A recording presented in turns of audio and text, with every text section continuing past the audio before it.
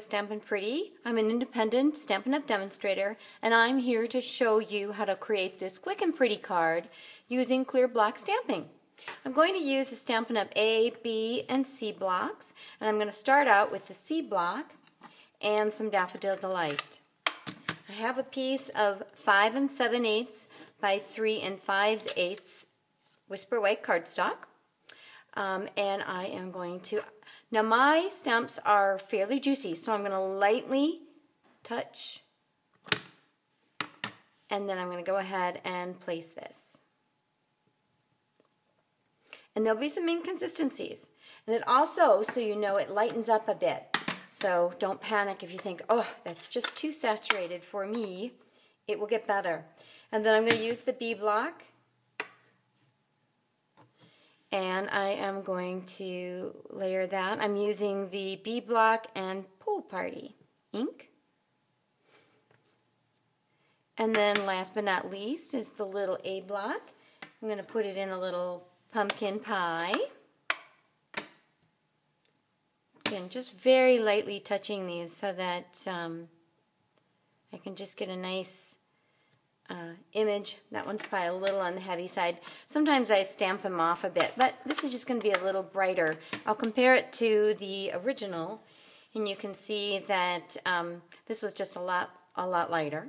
I must have had a lighter touch, and I probably hadn't inked up my blocks at the time, but that's okay. They all look original and beautiful. Best of Birthdays new stamp set. Stampin' Up! Is releasing a new stamp set every month that's based on a theme. This one is January and birthdays for 2013. All of these images are re-released Stampin' Up! Images, and then there will be one new one. So it's a really great program, the Best of series for this year. Next I'm going to take some Jet Black Stays On, and this is one of the stamps from the Best of Birthday set. Is that cute? It's a little cupcake. I think it's just perfect for this kind of retro color palette. And then I'm going to go ahead and stamp this.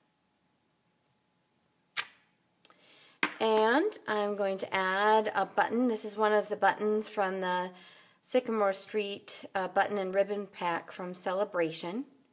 But you can put whatever you think is cutie up there.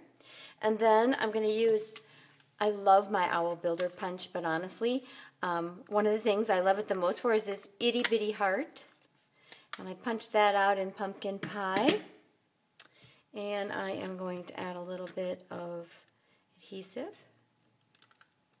It can be tricky on such a little guy, but I just ink it up good, and sometimes I leave a little adhesive on the mat. So there, isn't that just darling? So, oh, you know what? I think I set that down. I need to put a mini glue dot on there. They are perfect. I think they just call them glue dots now instead of mini. They are perfect for adding buttons, and they keep them in place. That's how I knew very quickly I had forgotten to do that. So next, almost every project I do has Stampin' Dimensionals. You get lots of them, so use them freely. So I'm going to put 6 on this card, or at least this mat for a future card. And you'll see I'm just punching it with my fingernail. It kind of pops up the hexagon, makes it really easy to remove. You've probably seen that trick before, but that's how I roll.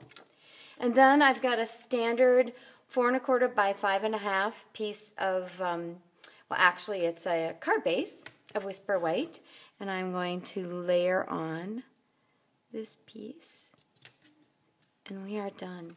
Isn't that just adorable? I think that's just a fun, fresh, modern look. This is another one that I did.